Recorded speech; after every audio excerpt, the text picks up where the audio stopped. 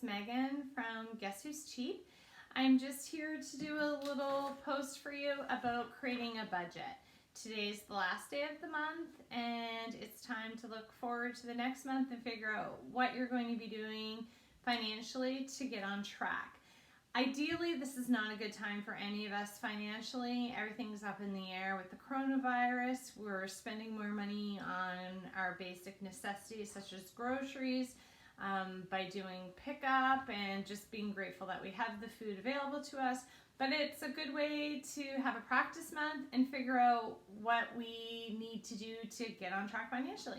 So I prefer paper and pen. I am not good at tech things, as I'm sure you figured out by now by watching my videos, but I try, so hey. So what I've done is I have a Word document created for you to use. I'll post this later. And it is just divided into two columns, the money out column and the money in column. When I do my one-on-one coaching sessions with people, I give them this to use as a guideline, and then we mold it based on your needs. You may not have something in every category on either side. That's okay. It's all about getting into the habit and creating the budget to begin with. It takes about 3 months or so to get used to creating a budget. You're going to forget some things to put in. That's okay. Don't worry about it. It's just about starting to realize where your money is going. And I fancy myself as really frugal and cheap. But once we started doing the budget years ago, I found it gave me permission to spend money on things. I didn't mind doing the entertainment budget because I planned for it. And so it was okay to go out for a nice dinner because I had planned for it and I had saved for it and a lot of money for it for that month. So the first column, the money out column, these are suggestions for you. Think about your power bill, your gas budget, your grocery budget, mortgage budget or rent budget, your cell phone budget, your internet budget, your clothes budget, your house insurance budget, car lease if you have a lease on your car or if you make car payments budget, car maintenance budget, car insurance budget, your gift budget. April has Easter, so what's your budget line going to be for Easter? It's also my daughter's birthday in April, so I have to allot some money for that. Your tax-free savings account budget, your kid activity budget. Sadly, that's probably zero this month. And your RESP budget. You may have credit card bills to pay off that you're working on rolling into your debt snowball, so you could write down your credit cards also on top of that. On the next side, your money in. So write down your pays. This is a way to know, okay, I do have money coming in, and have a full awareness of how much money you actually have to help your other side of the budget work out. So I have just pay written down. So my husband's self-employed right now. Nothing's coming in because he's a massage therapist, and so I would have zero twice until we figure out what's going on with EI. It's stressful, but hey, I know it when I'm looking at my budget for the month of April to help us figure out what we're going to do. I also have a line here for buy and sell sites.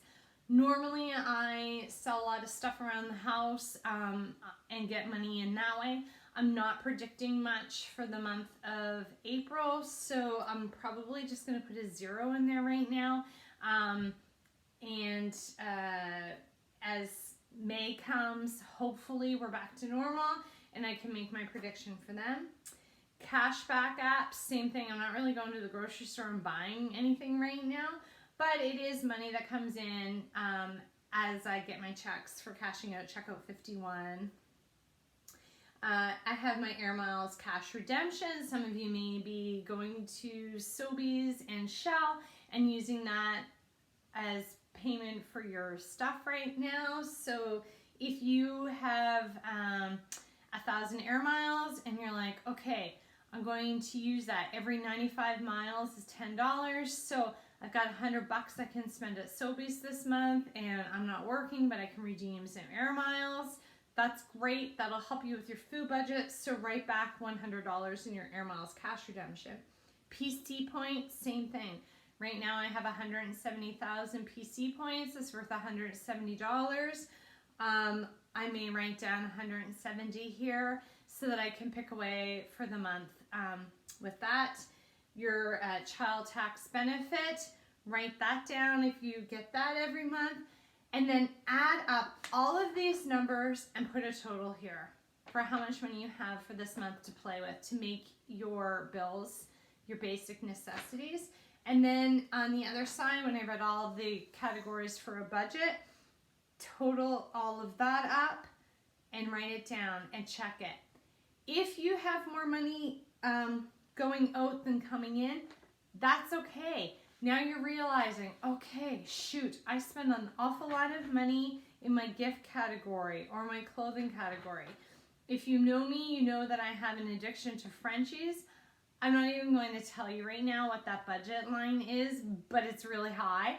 And as I'm in week 3 of not going there, I'm like, ooh, I spent a lot of money at that store. I better do a self-check. So another thing that I didn't include is entertainment. And I just realized I didn't read that out on the money out section. I skipped it. So write down entertainment.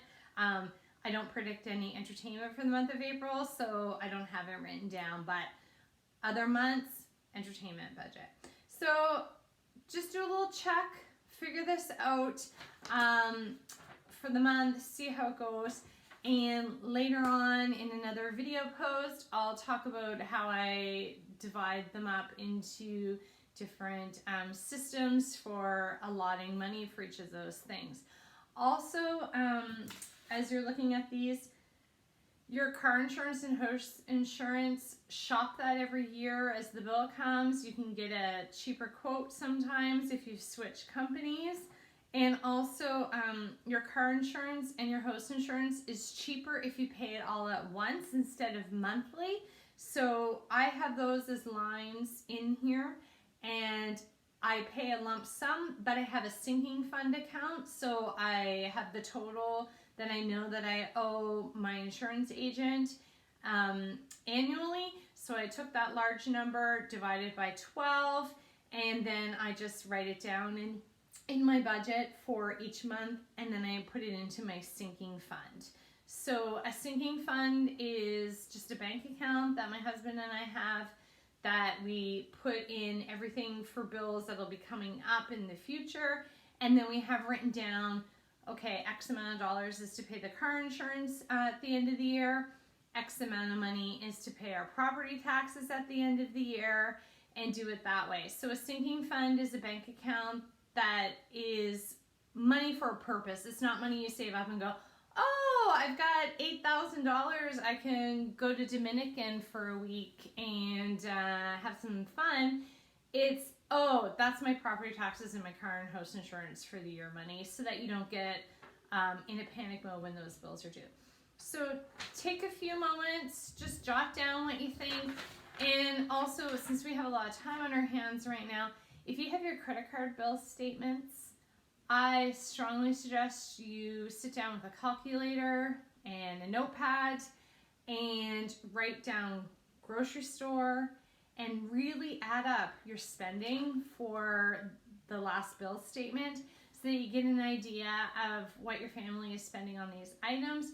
And then you can decide if you think that's a realistic budget or not enough budget, and you can move forward from that information. So for today, your homework is take some time, figure out how much you spend on each of these categories a month for your budget, and figure out what you spent last month on these things. Be prepared. It's going to shock you. And that's okay, because you're taking a look at it now, and once you have these real numbers, we'll move forward together. All right? And stay safe, stay in your pajamas, keep your hair up in your bun, and remember, it pays to be frugal.